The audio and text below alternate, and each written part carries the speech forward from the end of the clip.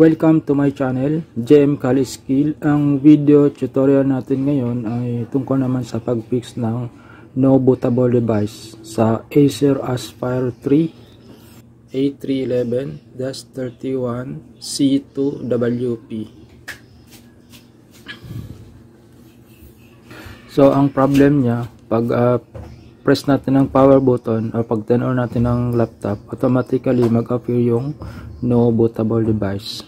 Okay, turn on natin. So ganito yung mag-appear, no bootable device.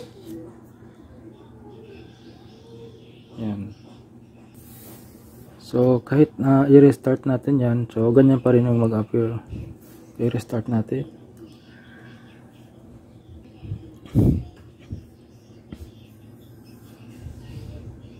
Okay, so the same pa rin yung mag-display sa monitor. So kailangan i-check muna natin sa BIOS setting nya. So i-restart natin, din pindutin natin yung F2 para magpasok tayo sa BIOS setup.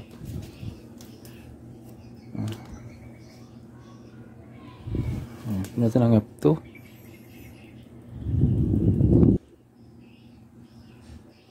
Yan. Okay. So, nasa BIOS setup na tayo. Yan. So, dito sa information tab, so ang tawag dito is tab. Information tab, main tab, advanced tab, security tab, boot tab, and exit tab. Dito, makikita natin na kung na-detect ba yung hard drive or hindi. So, HDD model, nandito siya. So, ibig sabihin na-detect yung hard drive. Yan. So, WDC. HDD serial number, nandito rin. Ibig sabihin, na-detect yung hard drive. Kaya lang, pag in normal boot, hindi siya mag-appear. Mag-appear doon, no bootable device. Okay. So, dito sa main.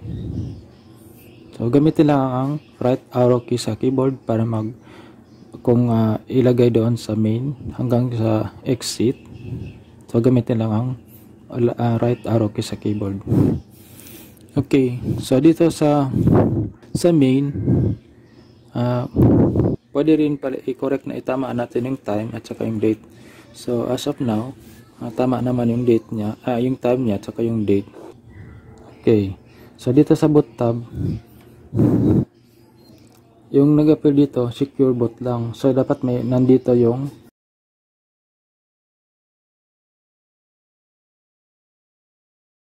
pag ganun yung ganito yung nag-appear, kailangan mayroon tayong USB bootable device. Okay? So, yun ang pang-solve natin sa problem na no bootable device dito sa laptop na ito. So, yan ang kailangan natin pindutin. Okay. Pindutin ko na. Yan. Tapos, yes. Press lang ang enter. So, automatically mag-restart yung computer. Yan.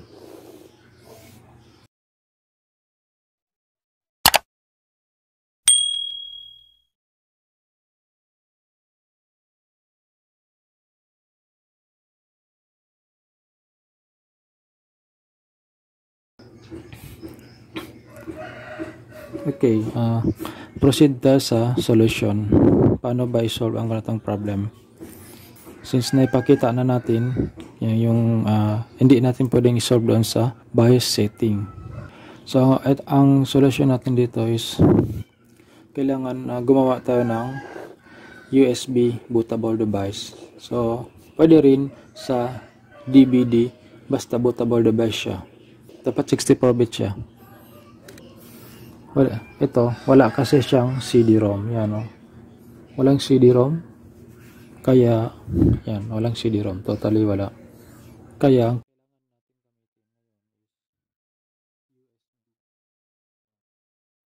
so USB ang kailangan gamitin natin. Dapat bootable device siya. Nakagawa na ako ng bootable device. So, kung hindi pa kayo marunong gumawa ng bootable device, meron namang tayong ibang video tungkol sa paggawa ng bootable device, how to create bootable device, USB flash drive. Meron din, i-search niyo lang dyan sa dito sa channel ko. Okay, so ito na yung bootable device na gawa ko. So may laman siyang ang Windows nilagay ko dito is Windows 10 64-bit. So kailangan kasi 64-bit ang ilagay nating Windows, kasi pag ganitong laptop 64-bit na yung system niya. So kaya kailangan ang bootable device natin 64-bit ang nakalagay dito na Windows. Okay, so i-plug ko na. Yan. Tapos i-restart lang natin. Yan. Okay, so nandito na. So naglo-load na siya. Yan. Wala natin ang gagawin yung iba dito. So ang gagawin natin is pindutin na lang natin yung next. Yan.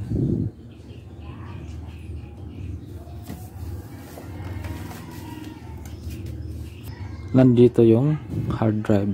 Yan. So ang capacity ng hard drive niya is 500 GB. Okay, so kailangan i-delete muna natin itong dalawa. Yan. Yan.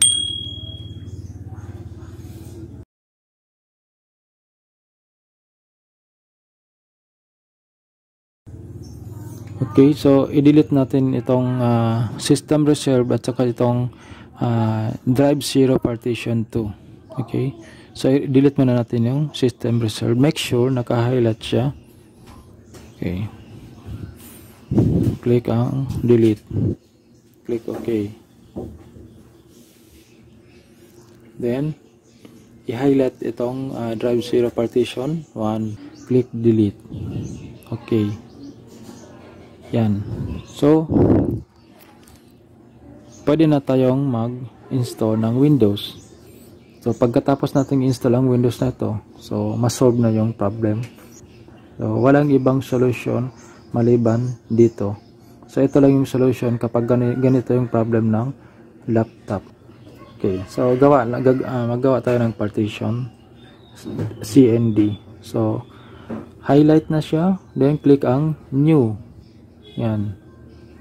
Click ang new. Yan. Tapos ihati lang natin ito. Maglagay lang tayo dito. So meron tayong nakita dito. Yan. So 476,938 MBs. Gawin nating 2. Yan. Tapos yung 7 hanggang 8 na yon, i-delete na lang natin. Gawin nating 0. Yan. So 5 yung 0 nya. Yan. So check natin ulit. Yan. 5 ang 0. 1, 2, 3, 4, 5. Tapos click apply. Click OK. So nakalagay dito, to ensure that all Windows features work correctly, Windows might create additional partition for system files. Yan. So yan ang system reserve nya. Click OK. Yan. So yan. So yung system reserve meron na lahat.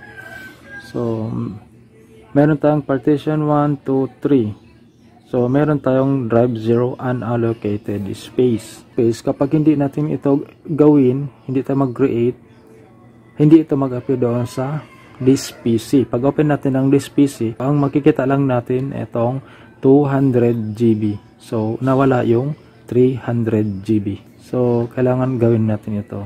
So highlight, then click new, then apply. Okay, yan.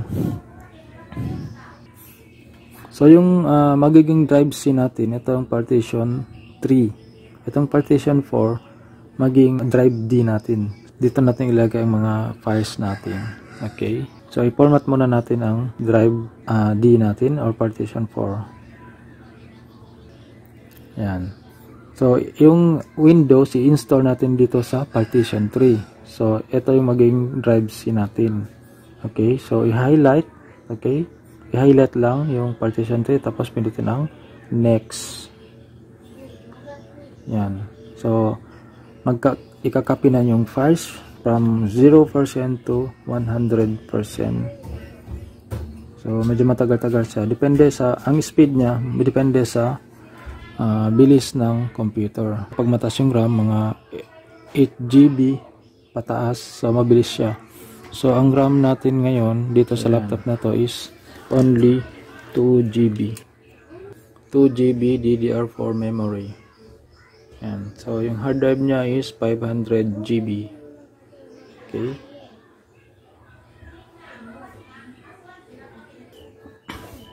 So, kung natulungan ka ng video na ito, at bago ka pa sa channel na ito, huwag mo naman kalimutan pindutin ang subscribe button. At kung interesado ka sa mga susunod nating video, pindutin mo na rin yung bell notification button para updated ka sa lahat ng latest nating video.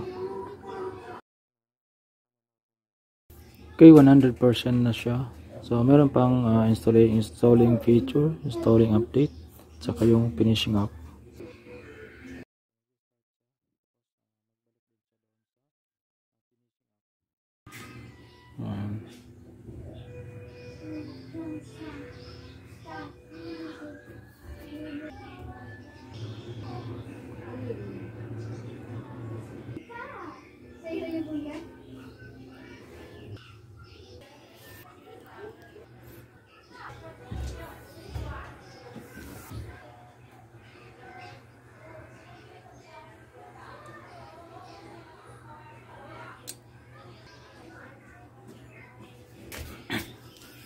Okay, so dito, yan.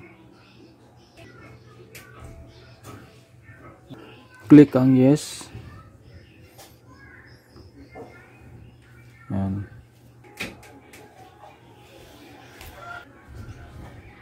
Okay.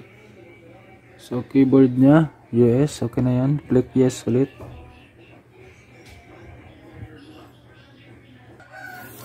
Then, click escape.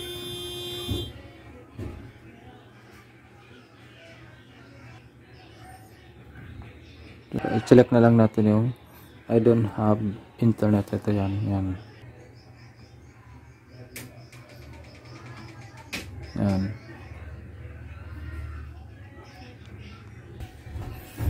Then, click continue with limited setup. Yan. So, dito, ilagay na natin ang pangalan ng user account natin. Okay. Ilagay ko na lang dito Acer Aspire 3. Yan. Tapos click next. Click next.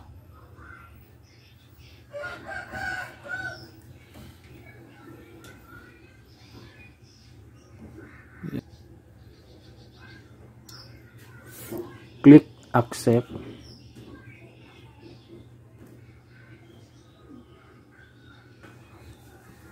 Click accept ulit.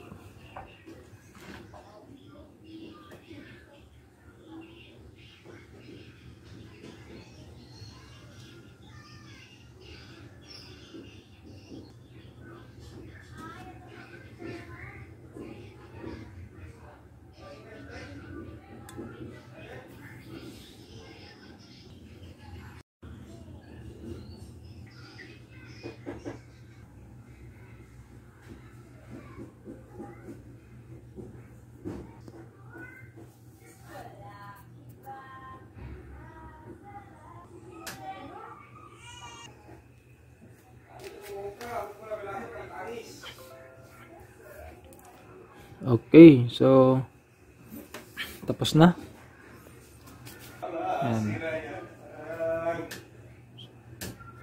So 100% success. So solve na yung node bootable device ang problem ng laptop nito.